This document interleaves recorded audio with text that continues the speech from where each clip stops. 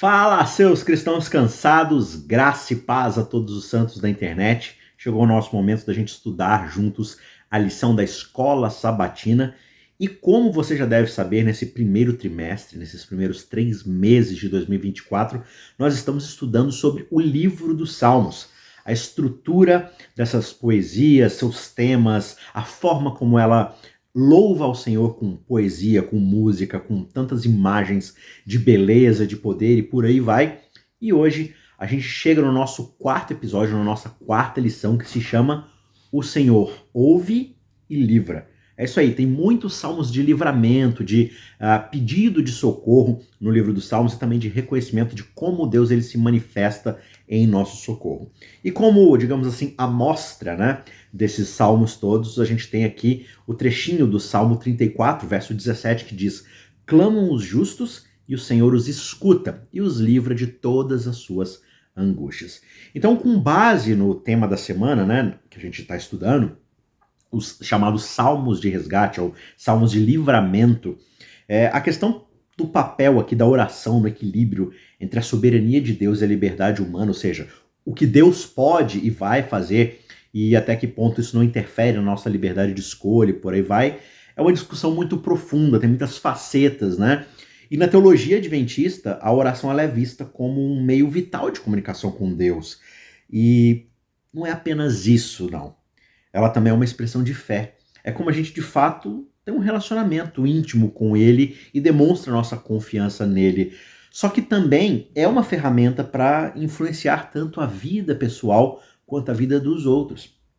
Porque orar pelos outros também faz muita diferença, né? Dá a Deus a liberdade dentro de um escopo do grande conflito. A gente vai falar um pouco mais sobre isso mais na frente, mas para que Deus possa agir, interferir, sem passar ou sem atropelar a nossa liberdade pessoal.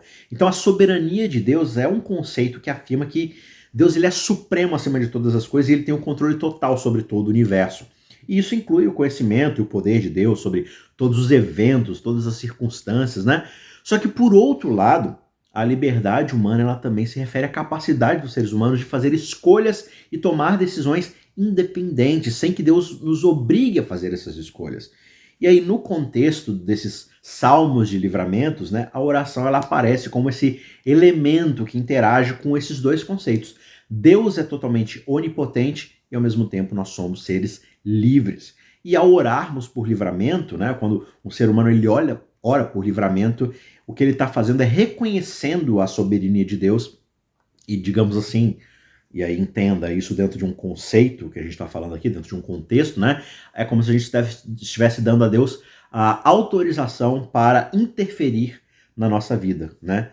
A gente não está tendo Deus interferir na nossa vida de uma forma autoritária, de uma forma assim, sobrepujando ou atropelando a nossa liberdade. Então isso significa pra gente o quê? Significa a gente entender que, na última análise das coisas, Deus ele tem o poder de intervir, ele tem o poder de resgatar, de oferecer soluções para as situações mais difíceis, porém, ao mesmo tempo, essa oração ela é digamos assim, um exercício da nossa liberdade humana, de solicitar, de pedir a Deus que interfira. E ao escolher orar, o indivíduo, o que ele está fazendo? Ele está exercendo a sua liberdade, né, o seu direito ali, a sua livre escolha de buscar esse Deus, de expressar as suas necessidades, suas esperanças, os seus desejos e abrir mão, digamos assim, do controle da nossa vida e permitir, dar autorização a Deus para que ele possa interferir, para que ele possa agir na nossa vida. E de novo, entenda que isso dentro de um aspas gigante, né?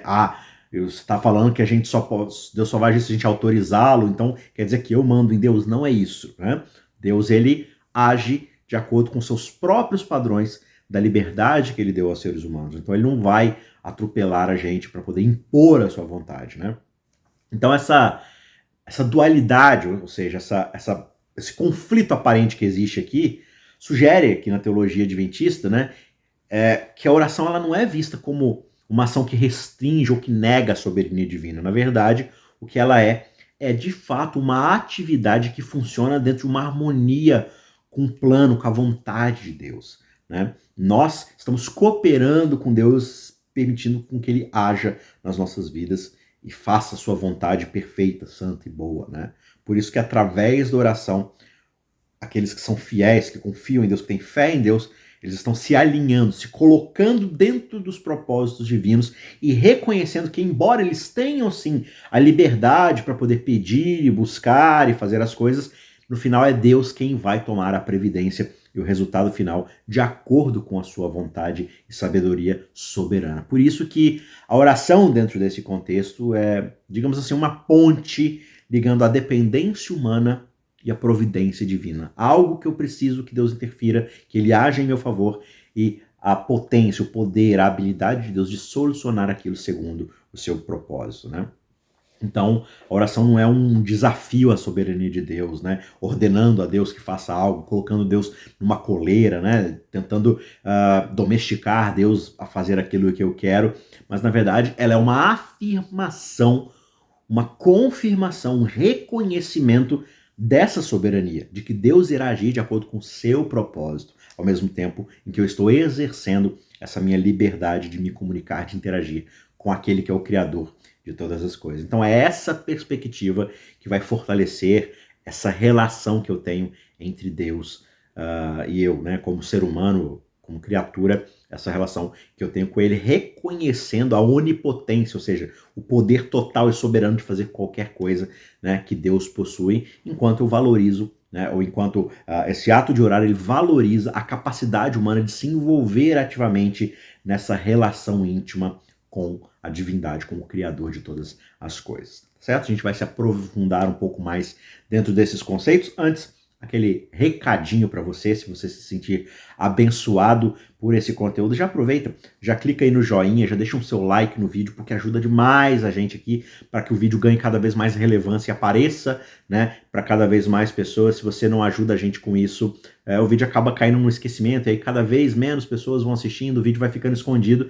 E aí, se não tem visualizações, não tem por que ficar gravando o vídeo, tá certo? Então, a forma aqui de você contribuir com o nosso canal é com certeza deixando o seu like, além de, claro, se você puder encaminhar esse vídeo para outras pessoas também e chamar outras pessoas para assistir, para participar dessa discussão, tá certo? Não se esqueça que aqui na descrição desse vídeo você vai encontrar os nossos cursos aqui do canal, o curso de interpretação bíblica e o curso de teologia bíblica. São dois cursos muito legais para você que quer começar, que quer se introduzir aí no estudo da teologia. Tá aí de graça, um material muito legal, aproveite. Aqui na descrição tem as duas playlists, a História de Deus e o Quero Entender a Bíblia. Vai lá, assiste, com certeza você vai gostar e vai aprender bastante. Tá certo? Vamos lá então para o nosso estudo dessa semana, estudo de número 4, Deus ouve e Deus livra. Um dos salmos mais conhecidos em relação a esse tema, né, é o Salmo 139. E esse salmo, ele é uma expressiva declaração da onisciência, ou seja, a capacidade de Deus de saber todas as coisas e da sua onipresença, ou seja, a sua capacidade de estar em todos os lugares ao mesmo tempo, de poder saber tudo o que está acontecendo, porque ele está presente em todo e cada lugar. E esse salmo ele revela pra gente que Deus ele conhece cada aspecto da nossa vida, né? Os nossos pensamentos, as nossas ações, as nossas palavras, mesmo antes da gente falar ou da gente agir. E como é indicado lá nos versos 1 a 8, né? Nos 8 primeiros versos, a gente lê o seguinte: Senhor, tu me sondas e me conheces, sabes quando eu me sento, quando eu me levanto, de longe percebes os meus pensamentos. Esquadrinhas o meu andar e o meu deitar e conheces todos os meus caminhos. Esses versos, eles demonstram que Deus ele não está apenas distante de nós depois de ter nos criado, né? Ele foi lá, criou a gente, disse como as coisas seriam, deixou a gente sozinho e desapareceu. Não, né? Deus ele não apenas nos criou, mas ele também está intimamente envolvido em cada momento das nossas vidas, em cada aspecto, em cada decisão que nós tomamos, em cada lugar que nós vamos, ele está ao nosso lado. E além disso, os versos 13 a 16, eles vão destacar a maravilhosa criação e o conhecimento de Deus sobre todas as coisas, inclusive nós, desde a nossa concepção, né? O salmista ele diz: tu me formaste desde o meu interior, tu tecestes, ou me tecestes dentro do ventre da minha mãe, e por isso eu te louvo, porque tu me fizeste de um modo muito especial e admirável. As tuas obras são maravilhosas. Disto eu tenho plena certeza. O meu corpo não estava escondido de ti quando eu era feito no oculto. Olha só que interessante, esse trecho, ele expressa toda a admiração aqui do salmista pela complexidade da criação humana e ele reconhece a presença constante de Deus em cada etapa da nossa formação. O conhecimento completo e íntimo de Deus sobre nós, ele pode ser uma fonte de grande encorajamento, de grande conforto, porque especialmente naqueles momentos de mais dificuldade, de mais incerteza, né? Nós podemos saber que Deus ele nos conhece completamente, ele sabe cada uma das necessidades que nós temos melhor do que nós mesmos, porque ele sabe tudo sobre nós, inclusive os nossos pensamentos mais profundos, né? E ainda assim, né, sabendo que ele sabe sobre nós, ele nos ama incondicionalmente. E toda essa percepção, ela pode nos fortalecer, ela fortalece a nossa fé, a nossa confiança nesse Deus. Só que, no entanto, para algumas pessoas, essa onisciência de Deus, ela causa alguma certa confusão e acaba se tornando uma fonte de temor, especialmente se a gente estiver consciente de todas as nossas falhas, de todos os nossos pecados, né? E aí no dia a dia, essa compreensão dessa proximidade, do conhecimento de Deus sobre nós, pode motivar a gente a viver de uma maneira meio com medo desse Deus, porque ele está julgando, ele está ali só esperando o momento certo de poder interferir, me julgar, me matar, me fazer o mal e se vingar porque eu não estou fazendo a sua vontade. Mas ao mesmo tempo, ter essa percepção de que Deus sabe quem eu sou e ainda assim ele me ama, é uma maneira muito mais alinhada com os seus princípios, com o seu caráter, né? Porque sabendo que ele está sempre presente, ele sempre atento às nossas vidas, traz conforto, porque nós sabemos que existe alguém olhando por nós, existe alguém com os melhores interesses possíveis ao nosso favor. E isso pode levar a gente ali a um relacionamento mais íntimo com ele, né? De ter mais confiança nesse Deus que sabe a hora exata de interferir, de agir e de cuidar de mim. E por isso eu reconheço a sua soberania, eu busco a sua orientação em todas as áreas da minha vida, né? Então esse é um convite que o Salmo 139 faz e é um salmo muito interessante aí para você ler com calma, para você estudar, meditar. É um salmo muito bonito, né? Um salmo onde Deus, ele mostra que Deus, ele sabe onde nós estamos, ele está onde nós estamos, ele vai em cada canto desse universo para poder fazer aquilo que é melhor por cada um de nós. Um outro salmo que a lição aborda durante essa semana também sobre esse tema de Deus ouvir e nos livrar é o Salmo 121. Esse salmo ele descreve a constante presença, a constante proteção de Deus na vida cotidiana das pessoas. Esse salmo ele transmite uma ideia muito interessante de que Deus ele está ativamente envolvido em cada aspecto das nossas vidas. Ele oferece auxílio, segurança. E os versículos mais relevantes para essa compreensão dizem o seguinte: eleva os meus olhos para os montes, de onde me virá o socorro. O meu socorro vem do Senhor que fez o céu e a terra. Ele não permitirá que os meus pés jamais vacilem, e aquele que te guarda não vai dormir. Eis que não dormirá, nem dormitará o guarda de Israel. O Senhor é quem te guarda, o Senhor é a tua sombra à tua direita. De dia o sol não te ferirá, e de noite a lua não te causará mal. O Senhor te guardará de todos os males, e ele guardará a tua vida. O Senhor guardará a tua saída e a tua entrada, desde agora para todo o sempre. Que versos lindos, né? Esses versículos eles evidenciam justamente que Deus ele não é um ser distante de nós. Ele é como um guardião atento, cuidadoso, sempre presente em cada oportunidade da nossa vida. E esse Deus ele é descrito como alguém que não está dormindo ou cochilando, ou seja, ele não é pego de surpresa quando as coisas acontecem. Isso significa que a sua vigilância, a sua proteção são constantes, são ininterruptas. Imagina o tipo de conforto que isso oferece para nós. É uma fonte de segurança para todos aqueles que são fiéis a Deus, porque sabem que independente de as circunstâncias que acontecem nas nossas vidas, os desafios que a gente vai enfrentar, Deus está sempre conosco, agindo em nosso favor, buscando o melhor para nós e nos protegendo de todo mal, guardando, guiando os nossos caminhos, né? É claro que nem sempre aquilo que a gente espera vai acontecer na nossa vida, porque nós vivemos no mundo de pecado, onde, de novo, a nossa própria liberdade nos levou a fazer escolhas que não estão dentro do propósito de Deus. E necessariamente as consequências disso podem acontecer e nem sempre Deus vai interferir. Porque também se Deus interferir todas as vezes que nós fizemos o mal, né, isso não vai fazer com que nós possamos aprender com os nossos erros e reconhecer que nós estamos errados. Imagina você poder fazer tudo que dá de errado e Deus sempre livra o seu caminho. Deus sempre vai lá e resolve os problemas para você. né? Que tipo de pai faz isso com seus filhos? É um pai que não está interessado em educar os seus filhos. Mas a questão aqui é que na vida cotidiana, né, no nosso dia a dia, essa compreensão da proximidade do cuidado divino pode ser extremamente encorajador para a gente, porque ajuda aqueles que creem em Deus a enfrentar as dificuldades, as incertezas que a gente acaba enfrentando a cada dia com muito mais fé, com muito mais confiança nesse Deus. Por quê? Porque nós sabemos que não estamos sozinhos, né? A nossa vida está nas mãos de um Deus que é amoroso, que é poderoso. Por isso que a mensagem aqui do Salmo 121 é uma mensagem de esperança, de segurança, de uma presença contínua e protetora de um Deus que muito nos ama e que quer cuidar de nós. Subindo aqui para um próximo salmo, Salmo 91, na verdade a gente está meio que voltando, né? A gente começou lá no 139, vimos aqui para o 121, agora a gente vai para o 91 e a gente vai ler os versos 2 e 7, porque o salmo é um pouco mais extenso. E aqui nesses dois, nesse verso 2 em diante, aqui até o 7, o salmista ele expressa sua confiança nesse Deus que é um refúgio durante tempos de angústia, de perigo.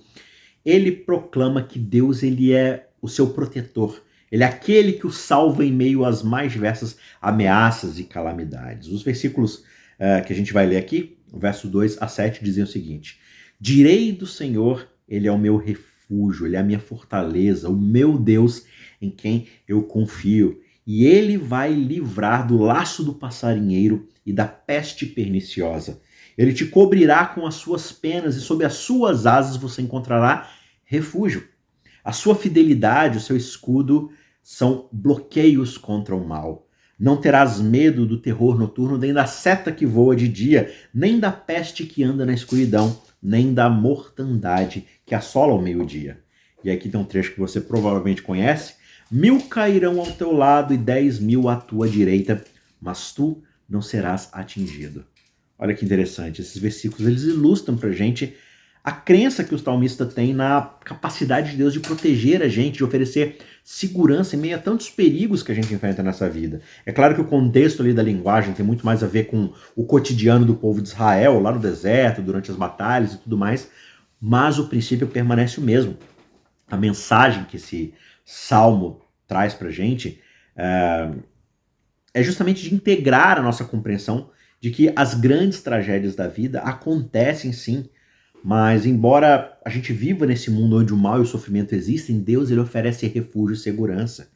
Se não nos livra completamente do perigo, ainda assim ele oferece conforto e nos mostra que existe algo além do sofrimento desse mundo. Existe algo além dessa situação que nós vivemos, onde as coisas não estão como elas deveriam estar. Então, essa crença ela não nega a realidade da dor e da perda que existe sim nesse mundo de pecado, mas por outro lado, oferece para a gente uma perspectiva de fé, de esperança, onde Deus ele é visto como o nosso refúgio, o nosso seguro, aquele que é o nosso protetor em tempos de dificuldade. Claro que no contexto bíblico maior, né, como por exemplo Mateus 23, verso 37, você vê lá Jesus lamentando sobre Jerusalém, dizendo: Jerusalém, Jerusalém, você que mata os profetas, apedreja aqueles que são enviados para te anunciar, né? Quantas vezes eu já tentei reunir os teus filhos, como a galinha reúne aqueles pintinhos embaixo das asas dela, só que você nunca quis que isso acontecesse, né? Versos como esse, como essa fala de Jesus, mostra pra gente a revelação do coração do próprio Deus, né? O desejo de Deus é de proteger, é de cuidar até daqueles que o abandonam, que fogem dele, né? É o mesmo instinto que a gente observa na própria natureza, assim como uma galinha ali protege os seus pintinhos. Isso revela pra gente esse aspecto de um Deus que ele é um ser que deseja salvar, que ele deseja proteger. O seu primeiro instinto é de nos trazer proteção. Só que ele também respeita o nosso livre-arbítrio, o livre-arbítrio das suas criaturas. O verso mesmo diz: vocês não quiseram, e eu respeito isso, mesmo quando vocês escolhem caminhos que levam ao perigo, que levam à destruição. Então, quando a gente junta Mateus 23, 37 com o Salmo 91, a gente tem essa visão, essa imagem de um Deus que ele é tanto um refúgio em tempo de adversidade, como alguém que lamenta quando as suas criaturas rejeitam a segurança e o amor que ele oferece. Essa é uma mensagem que enfatiza a soberania, o cuidado de Deus, mas ao mesmo tempo ela nos leva a reconhecer a liberdade humana e também as suas consequências, né? Então, Deus ele sempre deseja agir em nosso favor. Mas a gente precisa entender que o mundo está como está por causa que existe um aspecto de liberdade agindo dentro das diretrizes divinas, né? Então, é um estudo muito mais amplo, claro.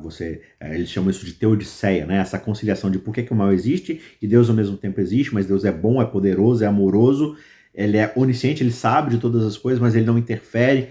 É um estudo muito mais amplo, um estudo mais profundo, mas nos Salmos a gente encontra encorajamento de que apesar de o mundo não estar como está, Deus ele sempre vai agir buscando o melhor para cada um de nós. Saindo um pouco aqui do escopo do livro dos Salmos, lá em 1 Coríntios capítulo 10, versos 1 a 4, Paulo ele descreve a história do Êxodo de uma forma mais alegórica, né? Ou seja, ele trabalha muito mais a imagem e uma aplicação dessa história quando ele associa essa história com a salvação que nós recebemos em Cristo. Ele diz o seguinte: eu não quero, meus irmãos, que vocês sejam ignorantes de que os nossos pais estiveram todos debaixo da nuvem e todos eles passaram pelo mar e todos em Moisés foram batizados na nuvem e no mar e todos comeram do mesmo alimento espiritual e todos beberam do mesmo beber espiritual, porque eles bebiam de uma pedra espiritual que os seguia e essa pedra era o próprio Cristo. Então perceba aqui que Paulo está trabalhando a história lá de Israel de uma forma bem alegórica, bem figurada, e o que ele está fazendo aqui, basicamente, é utilizando a história lá do Êxodo para fazer uma conexão direta com a experiência cristã, com a nossa vida diária dentro de uma jornada espiritual. E ele faz isso destacando que assim como Deus, lá no deserto, para o povo de Israel, providenciou comida, bebida e proteção, ele também guia e providencia para o seu povo através da pessoa de Cristo, né? E sobre isso, o Salmo 114 também aborda essa libertação divina durante o Êxodo, mas de uma maneira muito mais poética e focada na soberania de Deus sobre a natureza que foi demonstrada na salvação do seu povo, né? Ele diz assim: quando Israel saiu do Egito, a casa de Jacó, de um povo de língua estranha, né? No caso lá, o povo que os oprimia, Judá tornou-se o santuário de Deus e Israel todo o seu domínio. O mar olhou e fugiu, falando aqui, né, da abertura do Mar Vermelho. O Jordão retrocedeu, também falando lá daquele momento onde eles atravessam o Jordão a seco. Os montes saltaram como carneiros e as colinas como cordeiros. Que tens, ó mar, que fugiste? E tu, Jordão, por que retrocedeste?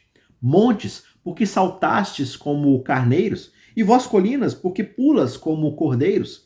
Treme, ó terra, na presença do Senhor, na presença de Deus de Jacó, que converteu a rocha em lago e o seixo em fonte de água. Esse salmo, ele retrata todos esses elementos naturais, como o mar, as montanhas, as pedras e rochas e por aí vai.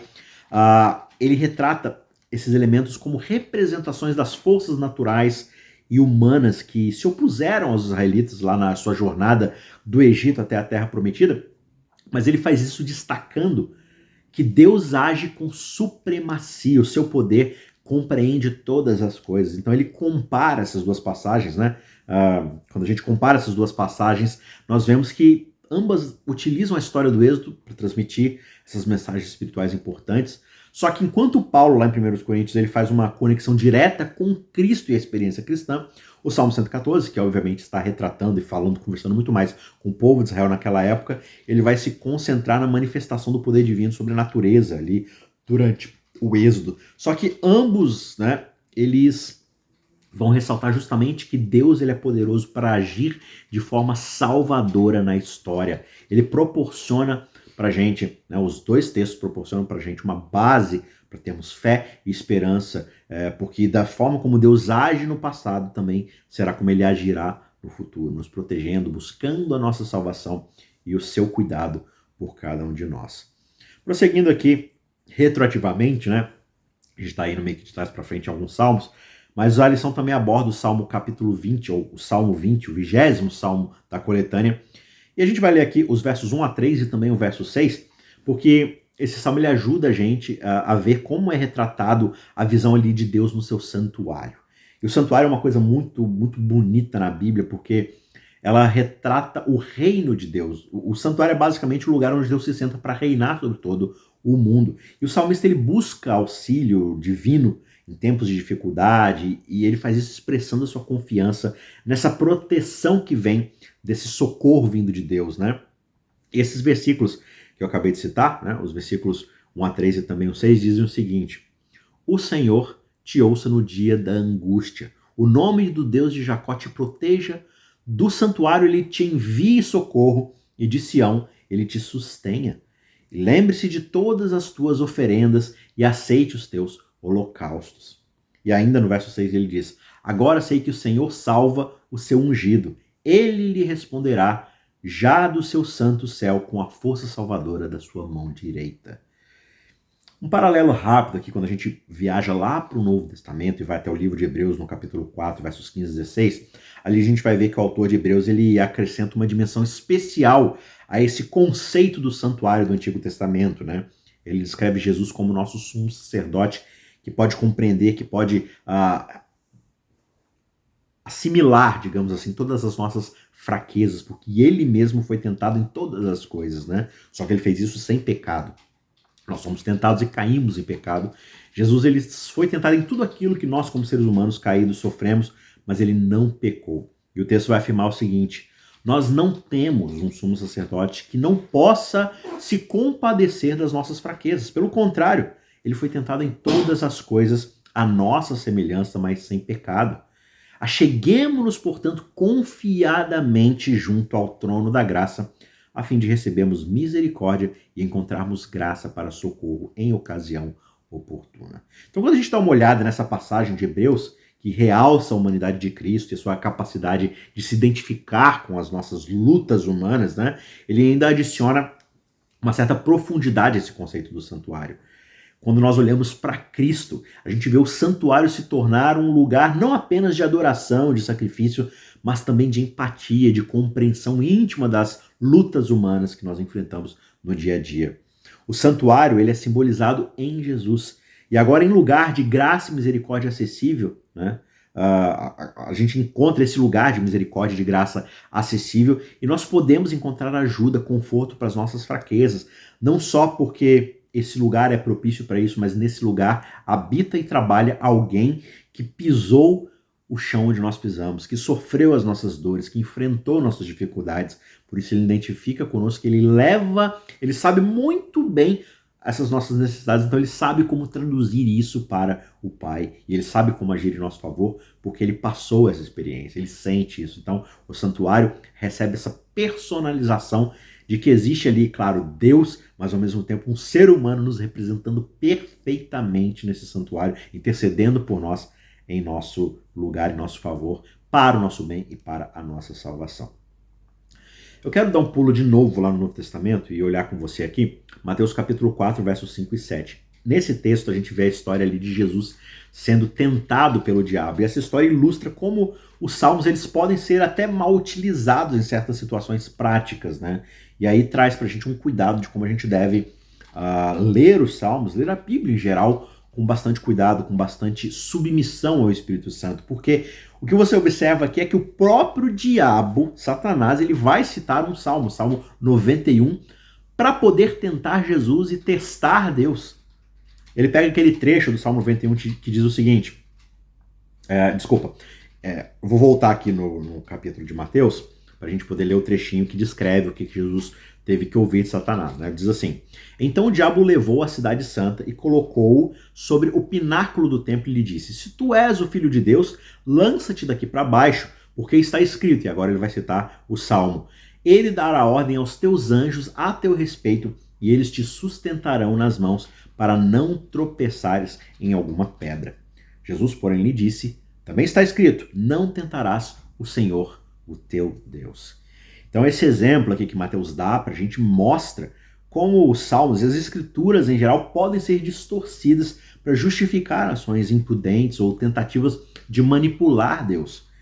Quando as promessas dos salmos não correspondem à realidade que nós estamos vivenciando, é muito importante a gente lembrar que a fé não é garantia de uma ausência de dificuldade ou de sofrimento, né? Nada é garantido nesse mundo de pecado.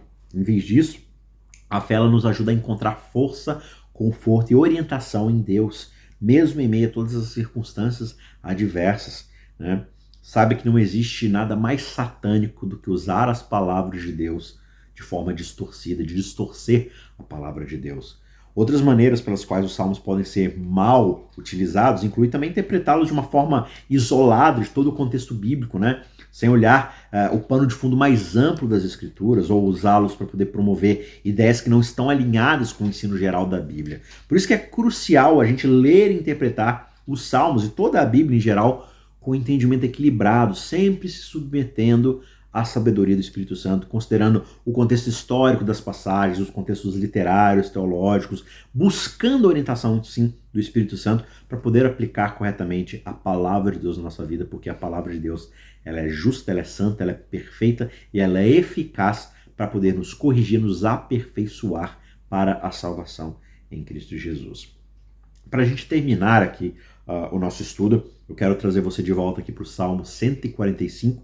Eu quero ler com você os versos 18 a 20, e aqui a gente percebe a confiança em Deus em todas as circunstâncias, que é enfatizada aqui no Salmo através dessa promessa da sua proximidade em resposta àqueles que o invocam. Os versículos que eu acabei de citar, eles dizem o seguinte: perto está o Senhor de todos aqueles que o invocam, de todos aqueles que o invocam em verdade. Ele cumprirá o desejo dos que o temem e ouvirá os seus clamores e os salvará. O Senhor guarda a todos aqueles que o amam, mas todos aqueles que são ímpios serão destruídos. Perceba que essa passagem mostra pra gente que o desenvolvimento da confiança em Deus envolve não apenas acreditar na sua presença, mas também invocá-lo e viver de acordo com seus ensinamentos.